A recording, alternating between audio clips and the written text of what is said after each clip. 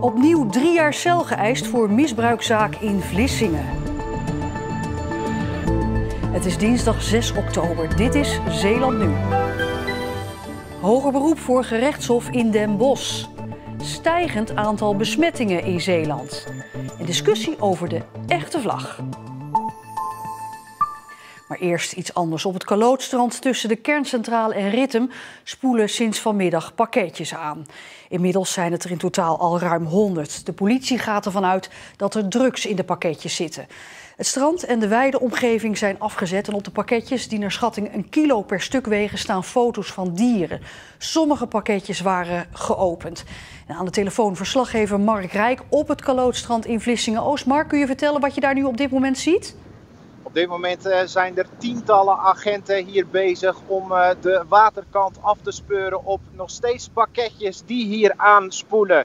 Ja, ik heb zojuist ook inderdaad zo'n pakketje zien aanspoelen. Inderdaad, 1 kilo ongeveer is het groot. Ja, de wijde omgeving is hier allemaal afgezet. Je komt hier het terrein niet meer op. Zojuist is ook een politiehelikopter is gekomen om alles vanuit de lucht te inspecteren.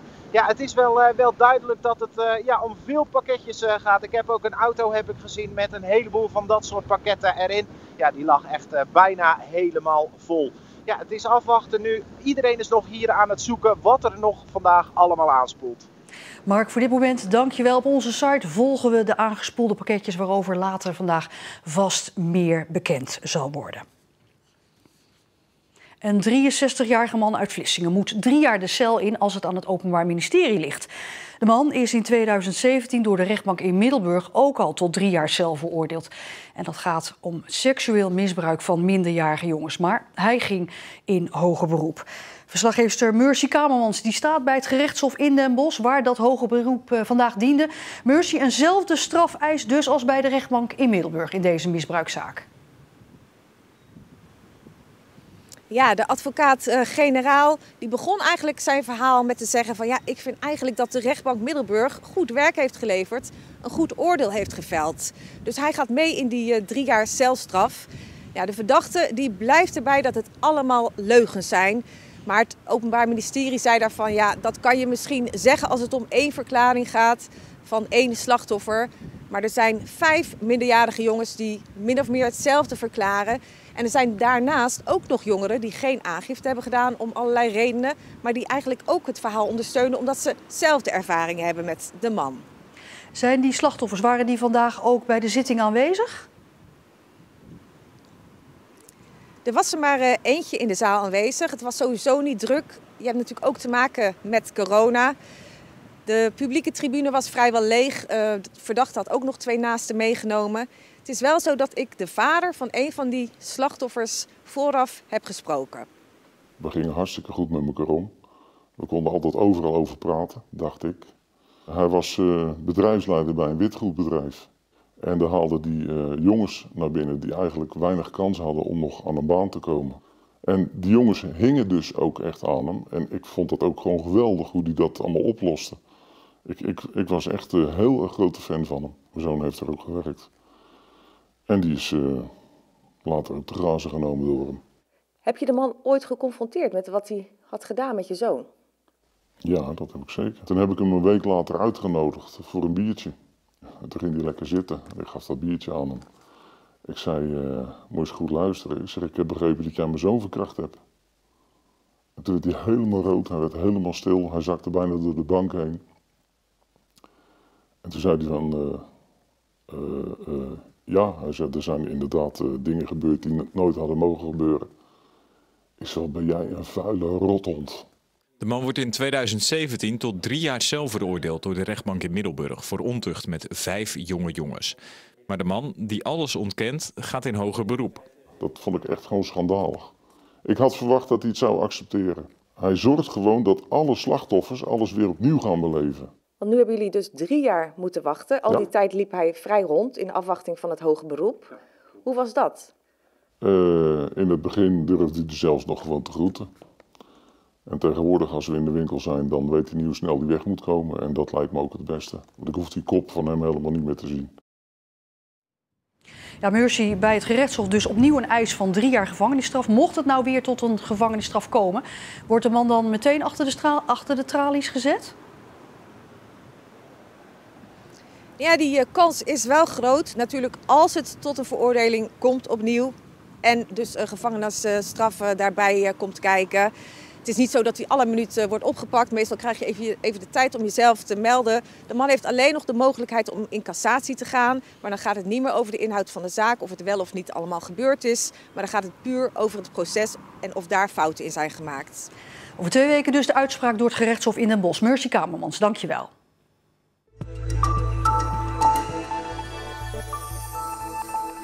Het aantal coronabesmettingen in Zeeland is in 1 week tijd gestegen van 124 naar 222 nieuwe gevallen, meldt de GGD. En dat komt niet omdat er meer getest is, zegt de GGD, want het aantal testen in Zeeland is gelijk gebleven. Met 222 besmettingen in 7 dagen is Zeeland boven de zogenoemde signaalwaarde uitgekomen. Wat betekent dat de veiligheidsregio in dit gebied extra alert moet zijn. De gewone ziekenhuiszorg in Zeeland hoeft voorlopig nog niet te worden afgeschaald, melden ziekenhuis ADRZ en Zorgzaam, die nog voldoende bedden en personeel hebben. In Goes liggen er nu 3 patiënten met corona, terwijl er in Goes en Terneuzen ook nog in totaal 9 patiënten uit Zuid-Holland liggen. De herdenkingsmunt van de Slag om de Schelde die gisteren is onthuld, doet nogal wat stof opwaaien bij kenners. We zien hier Duitse tanks. Nou, dat zouden natuurlijk geallieerde tanks moeten zijn. De Sherman die vanuit Brabant, Zuid-Beveland introk. Het landingsvaartuig, nou, dat zou een Buffalo moeten zijn. De datum is niet juist.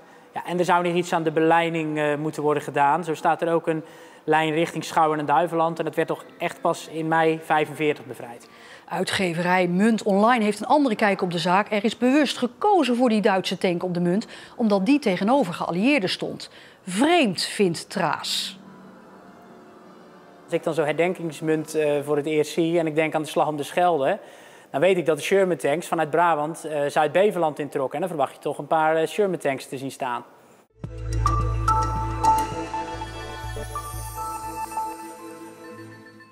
Het doet hem pijn en stemt hem somber. Dominee Piet de Jong zag in zijn kerkgemeenschap in Oud-Vossemeer de eenzaamheid onder ouderen de afgelopen maanden door corona toenemen. Nu hij plaatsmaakt voor een nieuwe dominee, maakt hij die balans op. En wat hem het meeste raakte, de lege kerkbank in Oud-Vossemeer op zondag. Als je met Pasen hier met 7 mensen, 8 mensen zit, nou, dat is toch gewoon om te janken, hoor. Piet de Jong komt uit Rotterdam en dat merk je. Hij zegt waar het op staat. Hier in Oud-Vossemeer heeft hij de afgelopen jaren als PKN-dominee waargenomen. En wat hij zag de afgelopen maanden, dat stemde hem somber. Ouderen die zich niet meer laten zien. Hier ligt niet iemand 10 jaar dood in zijn bed, zoals in Rotterdam bij mij om de hoek gebeurd is. Een paar jaar terug. 10 jaar. En dat is hier dus niet zo. Maar je hebt hier natuurlijk ook mensen die zich ook een beetje terugtrekken. Of sowieso die neiging hebben. Hè. Ik heb al heel vaak dat ik hier was tegen oude mensen gezegd, ga elke dag naar de Spar. Minstens 1 keer, ook als je niks nodig hebt. Een groot deel van de coronatijd was dit het uitzicht vanuit de kansel voor de Jong. Lege kerkbanken. Want ook toen het weer mocht, bleven sommige banken leeg. Mensen, vooral ouderen, durven niet meer. Gevolg blijkt ook uit onderzoek, mensen zijn zich eenzamer gaan voelen. Ik geloof het meteen. Ik geloof het meteen. En dan heb je natuurlijk van al die mensen die dan toch niet goed voor zichzelf kunnen zorgen. En die zich terugtrekken, die bang zijn voor iedereen die aan de deur komt. Als ik, en tegen mij, ik ben ook 70 plus, dus dan denk je, joh, ik ben een kwetsbaar, weet je wel.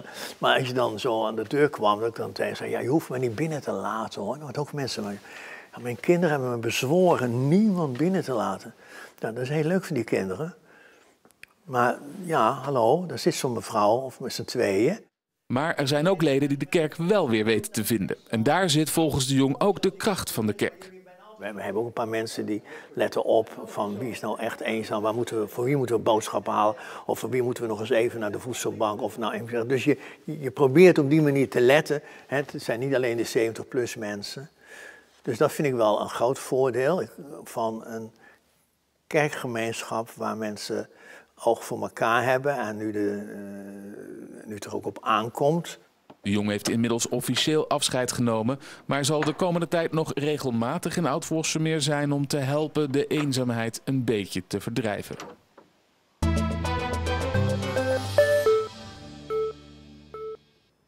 Hij duikt op steeds meer plekken op, de oude geel-rode vlag van Zeeland. Een rode leeuw op een gele achtergrond met wit-blauwe banen eronder. Het wapen dus van Zeeland, maar dan als vlag. Heel anders dan de officiële huidige blauw-witte golfjesvlag die we nu kennen. Maar wat is nou de echte Zeeuwse vlag? En dit is dan de vlag die Arjen de Pachter uit Middelburg wel aan wat meer vlaggenstokken zou willen zien. Een rode leeuw op een gele achtergrond met de wit-blauwe banen eronder. Nou, ik vind het een stuk betere Zeeuwse vlag dan de meest gangbare. De tegenwoordig gebruikte Zeeuwse vlag is voor mij meer een soort toeristenvlag. En de originele, althans wat wij dan de originele Zeeuwse vlag vinden, straalt veel meer power uit. En dat is een vlag die je nog veel ziet op oude schilderijen. En naar mijn idee werd die in het verleden altijd als Zeeuwse vlag gebruikt. Hij is inderdaad terug te vinden, bijvoorbeeld op deze oude wandkleden die te zien zijn in het Zeeuws Museum. Maar dat maakt het niet dé historische Zeeuwse vlag, volgens historicus Peter Seinke. Er is helemaal niet dé historische vlag, die bestaat niet.